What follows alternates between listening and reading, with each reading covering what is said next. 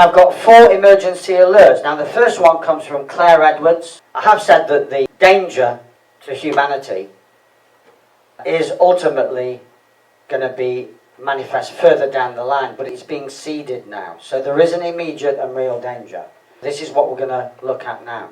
Claire Edwards, who used to work for the United Nations, has said, the second pandemic wave, which is inevitable, folks, and please don't think we've won just because it's gone quiet. Remember, when it goes quiet, they operate the tsunami principle. When it goes quiet, you know there's a bigger wave coming. It's coming. In the vernacular, it's known as the storm. And it'll come with all the trimmings, you know, lockdowns, masks, all that. The second pandemic wave will be the electromagnetic 5G weapons installed at schools, brackets, during the first alleged pandemic. So they had to get the boys and girls out of school so they could put the masts up with nobody noticing. Very simple. They were installed at schools. If we are going to survive this, we need to take measures to avoid being targets. I have to warn parents, do not send your children to school, or if they are in school, pull them out, obviously.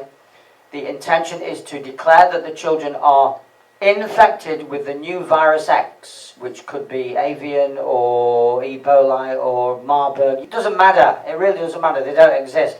But there is something nasty in the sprays and the jabs. That's where there is something going on, and has been for a while. Probably 150 years, to be honest. Claire Edwards is saying it pretty much as I would say it. We are absolutely on the same page. And she's a former UN officer, or if that's the right word, and I'm a researcher, and we totally see this the same way. That, to me, says something. Emergency Alert 2. United Nations Declaration of Human Rights, 1948. The idea here is that the Universal Declaration of Human Rights appeared to give us some good news. It didn't. The rights that you have, you're born with. But in the commercial system, the maritime system, occasionally they declare, because of their hubris, they concede you rights. And you think that you're the beneficiary of those rights. You're the beneficiary of nothing. It's all about them, it's not about you. Because remember, for the narcissist, you do not exist. Right, so how can you have real rights if you don't exist? What they've done is, they've given you these fake rights in Articles 1 to 28, and then in 29, taken them all back.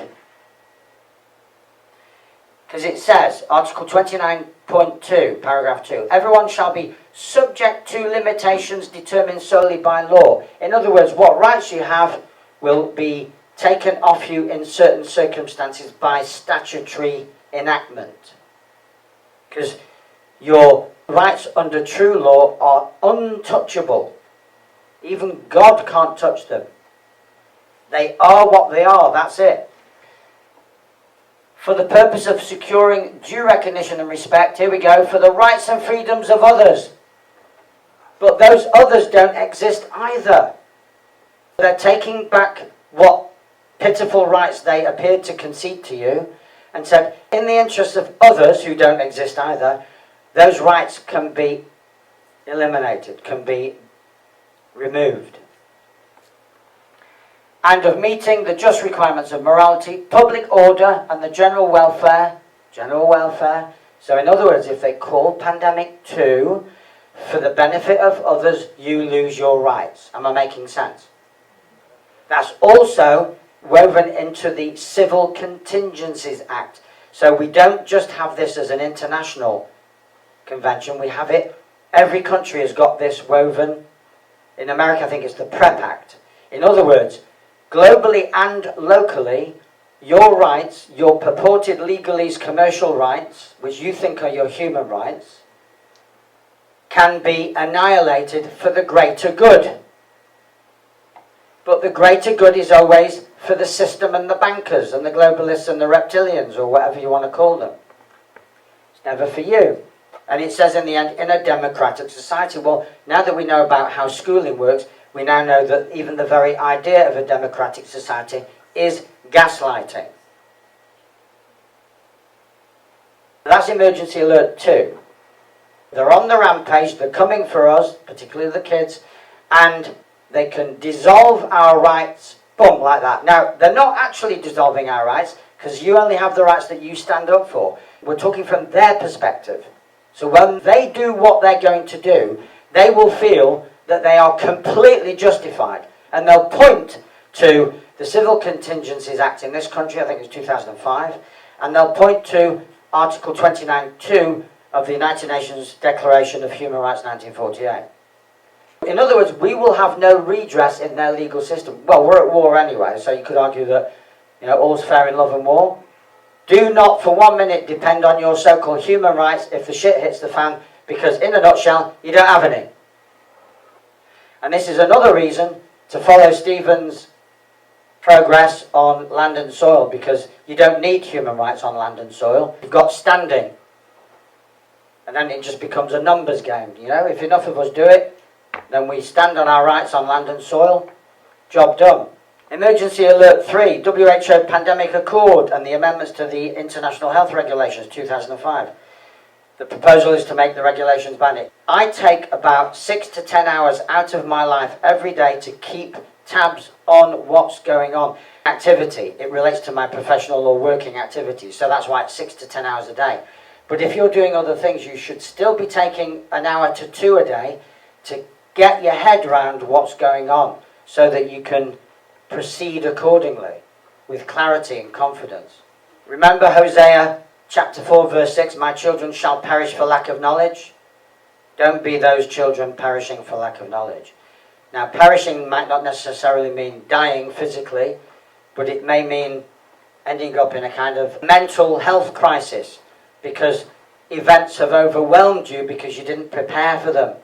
There's a proposal to make the international health regulations binding. If the accord is signed and if those amendments go through and are not contested, then we have an instant global government based on medical health. Then the civil contingencies kicks in, the withdrawal of human rights kicks in, and the governments themselves have to submit because they've signed the accord and they haven't contested the international health regulation amendments. You see how it's all slotting together? We have to be very mindful as individuals and start to come together as activists to make sure that in the worst case scenario, and a global pandemic means global lockdown, we're ready for it. Because on many levels it's going to happen. The only question is, how compliant will everyone be? How compliant will the government be? We don't know yet. We have to assume the worst for now. We have to assume that our government will be 100% compliant, especially if it's Keir Starmer and Labour. They will be 2,000% compliant. The Conservatives might be about 75% compliant. I don't know. We are the ones we've been waiting for. We can't wait for anyone else to sort this out. We've got to keep watching UK Column. We've got to keep reading the Light Paper. We've got to keep going to Stand in the Park. We've got to keep distributing the Light Paper, doing the yellow boards. If you're not doing any of these things, get doing it. Because you'll be reaching out. You can reach hundreds of people once you're out there. But on our little echo chambers, we're not reaching anyone anymore. That's why I'm hardly doing any echo chamber work. I've done my keyboard stuff, finished now. I'm continuing with the talks and my lessons online. Apart from that, it's outreach. Emergency Alert 4, well, we've got the billions of vials already distributed around the world. They're good to go. They're waiting for the green light. Billions of vials. This disease, whatever they're going to name it, they're going to say it's deadly to children. They'll even do us the favour, and this is the ultimate gaslighting, of admitting that they got COVID wrong. COVID was actually no big deal. It wasn't deadly to anyone under 75. But this one is. See what they're doing there? It's the half-truth. It's the love bomb. Oh, we're so sorry, we got all that wrong, love bombing. And then the discard, you fall for it, and then they go into discard. You're going to die and they don't give a shit. They'll claim on your death certificate, on your bond. You're dealing with people, the likes of whom you've never personally known or met. And you don't believe that they exist. But they do. They really do. And I'm not even painting a dark picture. I'm keeping it nice and vanilla. This is vanilla disclosure. You have no idea what evil is planning. and has done for many millennia. Because we've been focused like little children on Jackanory and Blue Peter and football and rugby and food and all the distractions. They've kept us distracted. How many people will you hear say, I don't want to know? Talk to the hand. That's a heck of a job that's been done on people, but they don't even want to know. And that's the willful ignorance. They did a tabletop exercise for 2025, all fictional, but the last time they did something fictional, it turned into... which was also fictional, but the mainstream don't realise that yet. And they called it SEERS. The first S is severe, and one of the E's is enterovirus. But I forgot what one of the other E's is. It's nasty, but of course it's in the vials and in the sprays. And I'm saying nasty, I could say a lot worse, but I don't want to get banned yet. Anyway, they're going to hit us from all sides. So you've got a false flag virus, false flag bombings, false flag shootings, false flag riots, false flag power grid outages, false flag cyber attacks. Just pay attention, folks. This is why you need to spend an hour to 2 a day discerning between false flag and what's actually going on. That's what I'd recommend everybody does. And if all else fails, just watch UK Column. And get on my Telegram channel. People's Lawyer Telegram channel. And there's Laura Aboli, who's got a great channel. A-B-O-L-I. Laura Aboli, the People's Lawyer Telegram channel. You need to be on Telegram channels that will give you reliably sourced information. One of the most frightening phrases that I know is United Nations Sustainable Goal. Goal number 4, education for all. That gives me the shits. Education for all. That's indoctrination for all, imprisonment for all, education for all. Good grief. Schooling will be compulsory from the age of 5 to the age of 25 to create global citizens. Because they'll just say, all jobs are off, robots will do the dirty work, so we're going to give you the blessing of an extended education. Now, if you've appreciated what you've heard today up till now, then you'll know that that will make the indoctrination total, and the narcynical rate will go up at some point soon to 100%.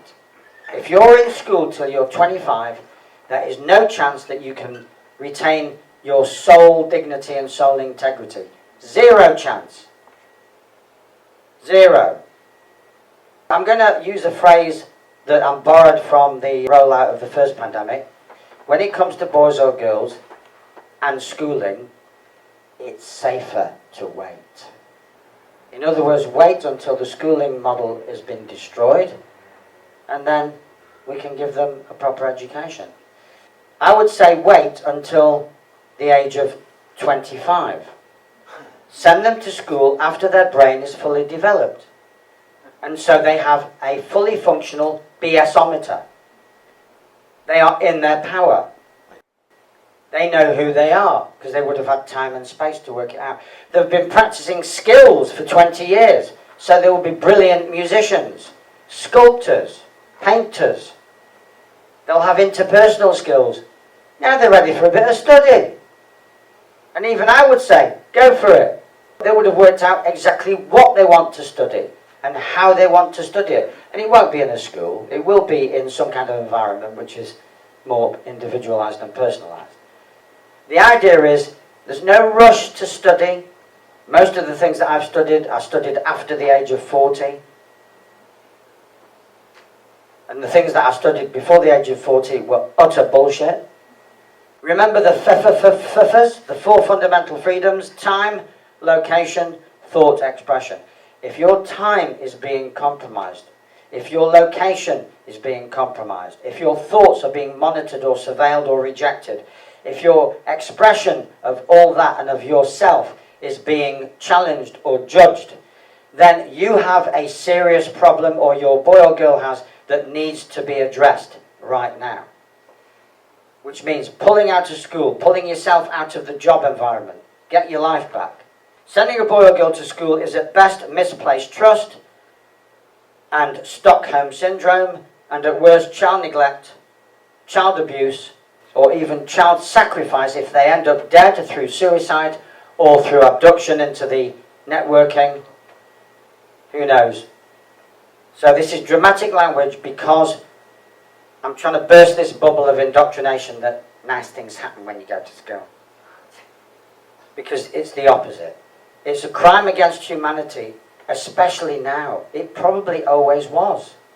But it certainly is now. And the only difference is it's obvious now that it's a crime against humanity to send a boy or girl to school.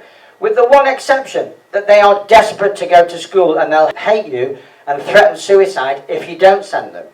And I've just had an example in my own life of that. The satanic ideology is something that's more and more relevant. We need to know these things so we can get clarity on what's going on. They have 4 tenets in Satanism. It's the me first, me, I'm Gail and I'm a lesbian. Egotism and selfishness, only interested in my own needs. Moral relativism, whatever I believe must be right, can't be challenged because I believe it. If I was born a boy but I believe I'm a girl, that's it, end of debate. In moral relativism. Social Darwinism, survival of the fittest. The Satanists are cleaning up the human gene pool.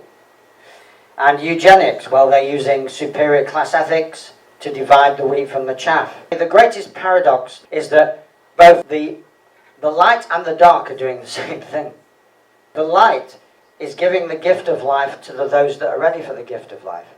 And the dark is seeing off its own children, because the beast always eats its own children. And those two processes are massively overlapping. I find that hard to get my head around sometimes. Is this culling of humanity ultimately for our good or not? And it's like, dun, dun, dun, all will be revealed in due course. And there are chinks of light with big jabs. If you give a jab in Florida, you go to jail. So there are little clues that the light is beginning to shine through. If you make masks mandatory in Texas, you go to jail. So is America that leads the way. Some American states have seen through all the nonsense and it's not coming back in those states. Just watch America and you can see the progress of the Armageddon scenario. Some states are going towards the light and some states are going towards the dark. And there aren't many states that are on the fence, because you can't really be on the fence these days. The fence has been torn down. If you'd like to go deeper into education, there's a book, What on Earth is Modern Schooling Doing to Our Children? I'm blowing the whistle on a broken system, suggesting how we can help our children thrive as human beings. If you'd like to go deeper generally, it's about 60 videos, and you've got Know Your Rights 2020, Disclosure 2021 and Disclosure 2022 in the various parts. And then later this year and early next year, Building Resilience. Because now that we know what we know, we have to build the resilience to go with that knowledge, to apply it and to help fend off beast activity. Because someone drew a wonderful analogy. The head of the beast has been cut off, but it's flailing. And collateral damage is always likely. And that's why I just say turn your back and remove yourself. A flailing beast is just as dangerous, if not even more dangerous, than a beast that's got its head still on. What was the head of the beast? Arguably Lizzie and Philip, and maybe one of the popes. That's the head of the beast. And 1 or 2 big CEOs have been taken out. Who knows? All will be revealed when we get true disclosure, which is the apocalypse. Apocalypse is just another word for disclosure. To go deeper into natural law, freedoms, privacy, sovereignty, you've got a course, which is the People's Law, Privacy and Universal Rights online course. You either self-study only in your own time, or you do that, plus you sign up for live Q&As to assist, give you extra clarity and what have you. The Q&As are ongoing, there's no time limit, you just sign up and you get 3 a month, 2 with new students and 1 with everyone that's ever done the course. Group discounts are available, YouTube channel at The People's Lawyer UK, Telegram channel at The People's Lawyer channel.